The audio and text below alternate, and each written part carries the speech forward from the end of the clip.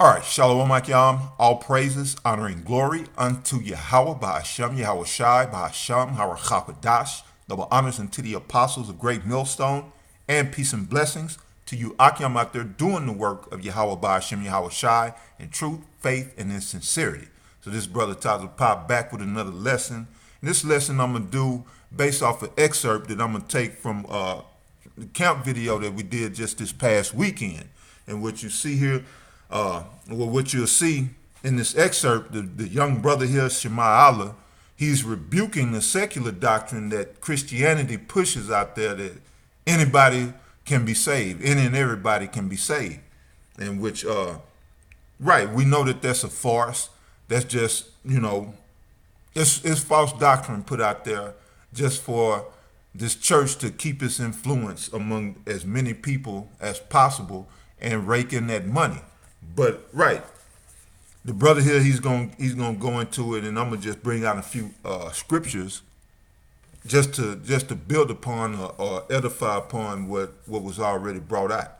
So right, we already know all nations will not be saved. Not even all Israelites are going to be saved. You're going to have a major portion, 2/3, that is, 2/3 to be exact, of you Hebrew Israelites that ain't going to make it, So even just being a Hebrew Israelite ain't going to cut it, because you have to keep the law, statutes, and commandments to the best of your ability. And that's, coming straight from the scriptures. Which these Christians are Christianity stemming from Catholicism, because modern day secular Christianity comes from Catholicism. All of them stem back to the Catholic Church. Well, they'll tell you that the law was done away with. Well, there is no salvation outside of the law. We know the law is not going to save you, but your faith will. And your faith is demonstrated by works. And what are your works? Keeping the law, statutes, and commandments to the best of your ability. So, like I said, the scriptures bear witness to that and back that up. And we're going to read that. And just to show how off base this world is, this entire world, especially these Christians, how off base they are with the truth of these scriptures. So now this is the book of Judges, chapter 5, verse 11. It says, "They that are delivered from the noise of the archers in the places of drawing waters." So right, they that are delivered, they who will receive salvation. That's the same thing with, deliverance and salvation going into the same thing. So they that are delivered from the noise of the archers, the noise of the archers represent the nuclear destruction, because the nuclear missiles are referred to as arrows. The archers would be all the countries firing those missiles. And they're going to make a great noise. So those that are delivered from that noise, the noise of the archers, it says in the places of drawing waters. And really, the places of drawing waters really only pertain to Israel, because all you nations on the face of the earth got your foot on the necks of Israel. Y'all got us in captivity. Number one, first and foremost, you Edomites. But right, we're in captivity or servitude under all you nations, whether it be Ishmael, Elam, even some Hamites. But y'all are all in our neighborhoods benefiting off of our sweat, blood, sweat, and tears, off of our labor. Y'all all get rich off of us. So we are the ones who are doing drawing the waters. We're the ones basically pulling the bulk of the load. So that just shows you it's not referring to all nations, but it's going to get specific. Let's read on. It says, "They that are delivered from the noise of the archers in the places of drawing water," right, wherever you Hebrew Israelites are scattered throughout the four corners of the earth. I know you catching hell. You in the captivity. You know, this is referring to us. It says, there shall they rehearse the righteous acts. And rehearsing the righteous acts means to keep the law, statutes, and commandments to the very best of your ability. The righteous acts are the law, statutes, and commandments written in this book, in the entirety of the Bible. Not just in the Torah, because you got Torah only Israelites, you got old school only Israelites, but the Most High gave commandments throughout the entirety of the Bible, from the New to the Old Testament. One of the most detrimental commandments is the one in Revelation that tells you we're commanded not to take the mark of the beast. You're not going to find that in the Old Testament. And that is a commandment, because for all those who take that RFID microchip, which is the mark of the beast, they shall be destroyed. Why? Because you were commanded not to. And so, that's important to understand as well, that the entire book contains laws, statutes, and commandments.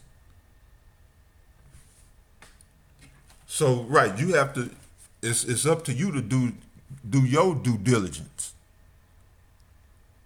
so that you might be saved. That's when in the book of Jeremiah 51, I believe it's in 51, it says, deliver yourselves. Let's see if I can grab that real quick.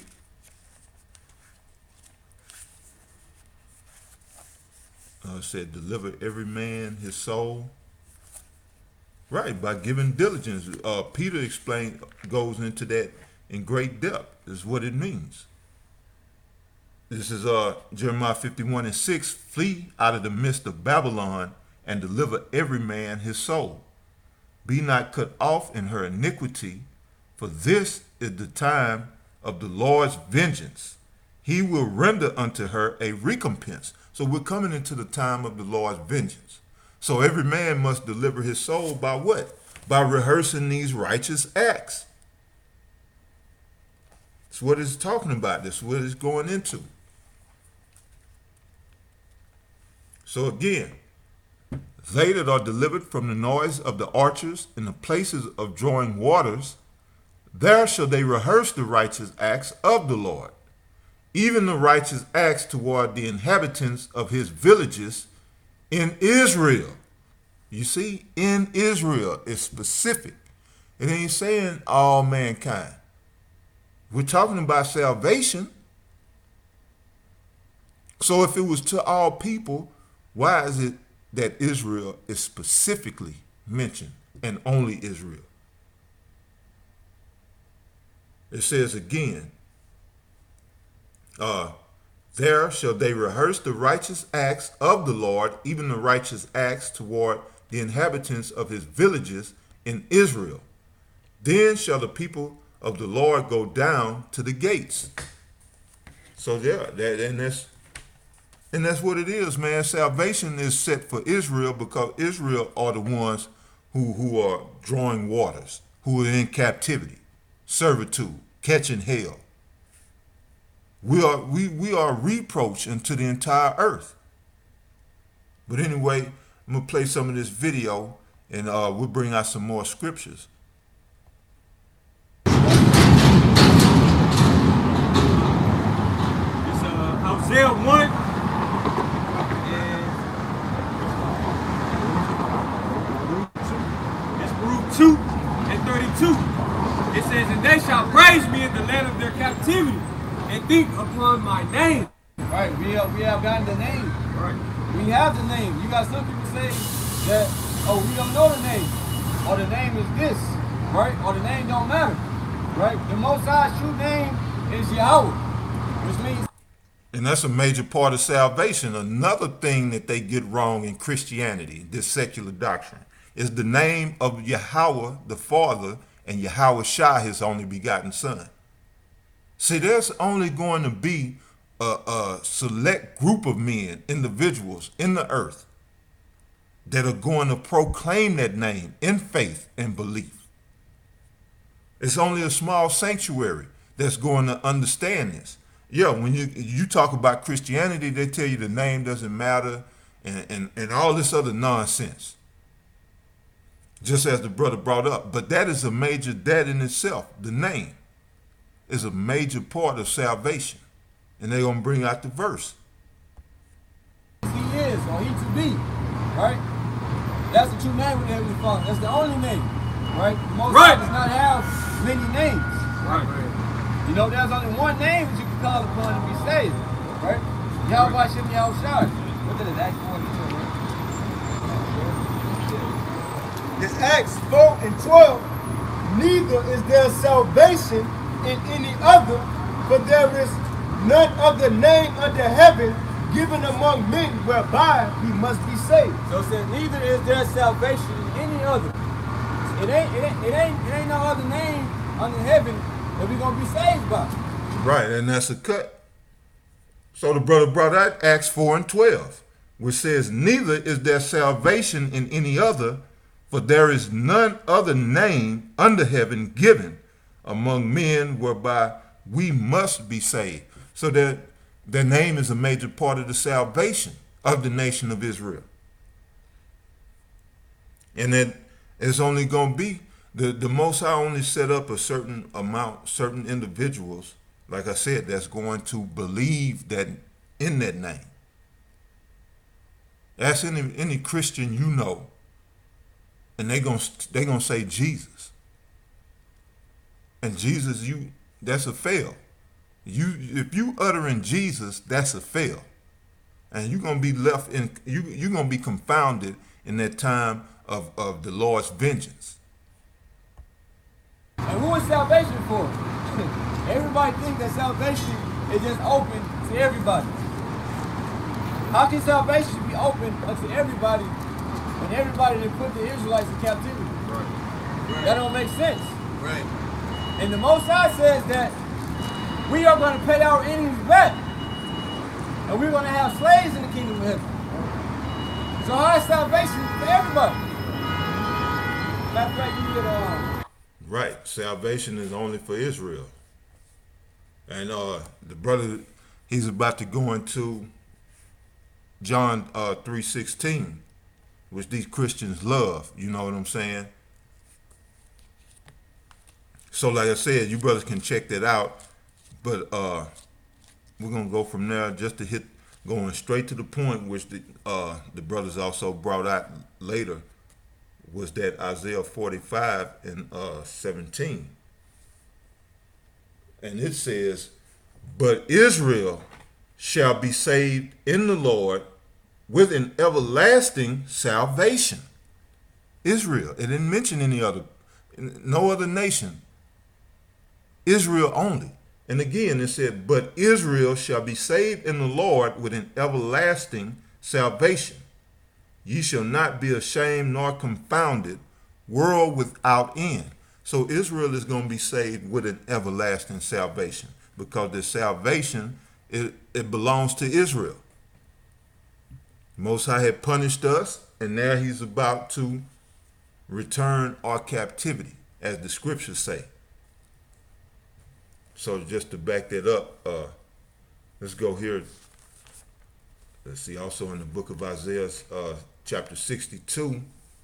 And we'll go to straight to the point, verse 11. So this is Isaiah 62, verse 11. Behold, the Lord hath proclaimed unto the end of the world, say ye to the daughter of Zion, behold, thy salvation cometh. Right, to the daughter of Zion. Zion, which is English transliteration for the Hebrew word to Zion, means monument. Because Israel is that monument of the Most High. When we're in our right spirit, when we're in our right mind, we're supposed to be the monument of the Most High. Monuments are set up for reminders. So now when you look at these camps and you look at the brothers, you know people are reminded of Yahweh Ba'ashem Yahweh Shai. This is why they buck up against us, because this world hates Yahweh Ba'ashem Yahweh Shai. This world is totally given unto Satan, and so are the people. So again, Isaiah 62:11, it said, behold, the Lord hath proclaimed unto the end of the world. Say ye to the daughter of Zion. Zion is not all nations. We know who Zion is. Say ye to the daughter of Zion, behold, thy salvation cometh. Behold, his reward is with him, and his works before him. And they shall call them the holy people, the redeemed of Yahweh by Hashem Yahweh Shai, and thou shalt be called,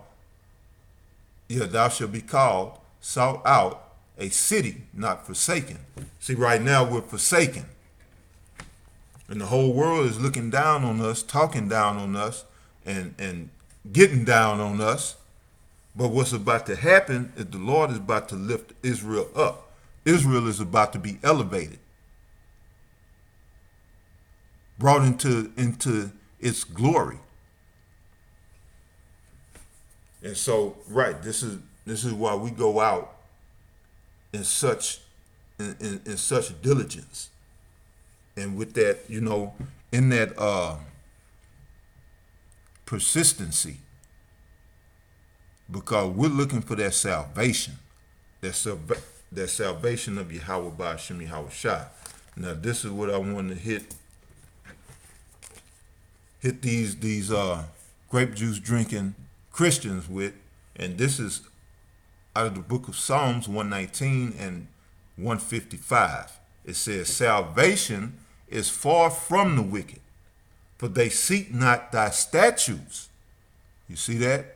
Salvation is for those who seek the statutes of Yahweh by Hashem Yahweh Shai. And his statutes are his laws and commandments. Salvation is not for the wicked. And then when you want to speak on the wicked, right, you got 2/3 of you Israelites, right along with every other nation out there. They're doing wickedly, because they're engrossed in wickedness. And so, right, that's all they're going to know. They don't know the way of righteousness. That path was only ministered unto those who the Most High had chosen. So, right, salvation is far from the wicked. So that lets you know. And then you gotta look at it like this. When it comes to Christianity, they don't even know, like, what is wickedness? And then that may be a question I have to ask the next Christian I come across, because if they don't believe in the law, statutes, and commandments, how do you judge what's wicked? But they're judged by Esau's law. Oh, you murdered a man, you wicked. Although you murdered a man, it was really manslaughter in self-defense, but that's wicked. Oh, you 30 and you got a 17-year-old woman, That's wicked. Look, that'll get you locked up in Esau's system. So they'll consider that to be wicked. But the things that truly are wicked, such as eating pork or any unclean food, lobster, shrimp, anything that's unclean dictated by the law in the Torah, the Leviticus 11, the 11th chapter, they won't consider that to be wicked. Only what Esau dictates. And that's why this world has to go. That's why this world would not, continue much further. The Lord is getting ready to come back, and he's coming back soon. And when he comes back, it's going to be destruction. It's going to be death, bloodshed. This world, this present world, will perish. And especially all you Christians with it. So, yeah, right, salvation is not for you other nations. Salvation belongs to Israel, because Israel is in a predicament basically due to our own rebellion. We're in this captivity. We're in servitude. bondage. And we need to be liberated. We need to be set free. We need salvation. You know? So with that, man, I'm gonna end this lesson right here. But Revelation, the 11th chapter, it states when you start around the 8th verse that it said that dead bodies shall lie in the streets of the great city, which is spiritually Sodom and Egypt. You know, and how they wouldn't suffer our dead bodies to be put in graves, right? Because they're like vultures. You hear people talk about the culture vultures and all this bullshit.